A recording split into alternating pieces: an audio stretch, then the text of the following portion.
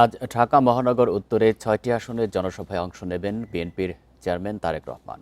প্রথমে ঢাকা ১৭ আসনে দুপুর ২টায় ইসিবি চত্বরে নিজ নির্বাচনী এলাকায় জনসভায় বক্তব্য রাখবেন তিনি।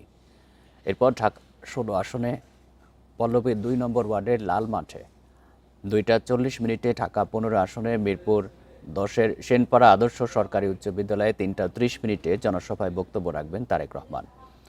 এছাড়া ঢাকা ১৪ আসনে ন্যাশনাল বাংলা উচ্চ বিদ্যালয় গেটে বিকেল ৪টা ২০ মিনিটে, ঢাকা ১৩ আসনে শ্যামলী সিনেমা হলের পশ্চিম পাশে